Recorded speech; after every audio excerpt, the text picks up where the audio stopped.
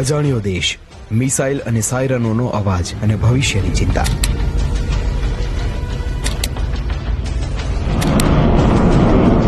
રોબિન્સવિલેમાં રહેતા ગુજરાતીઓનું એક ગ્રુપ અમેરિકાથી અમદાવાદ આવવા નીકળ્યું ને યુદ્ધને કારણે કુવેતમાં ફસાઈ ગયું. હું પોતે પણ એટલી ગભરાઈ ગઈ હતી કે હવે અહીંયા દેશ નવો છે, શું કરીશું શું નહીં. એટલે અમે તો બહુ ડિપ્રેસ થઈ ગયા તે વખતે. હું ગભરાઈ ગયો હતો. એ ખરેખર ભયાનક સ્થિતિ હતી. તો અમને બધાને પછી ત્યાંથી ટર્મિનલ ખાલી કરી અને અમને લોકોને મોટલમાં લઈ જવામાં આવ્યા. ત્યારે આ મુશ્કેલ સમયમાં હાથ લંબાવ્યો આબુધાબીના BAPS મંદિર અને તેના સંત બ્રહ્મવિહારી સ્વામીએ. મુશ્કેલ પરિસ્થિતિમાં એ લોકો અમારી સાથે ઉભા રહ્યા હતા. બ્રહ્મવિહારી સ્વામીએ ઘણી મદદ કરી છે.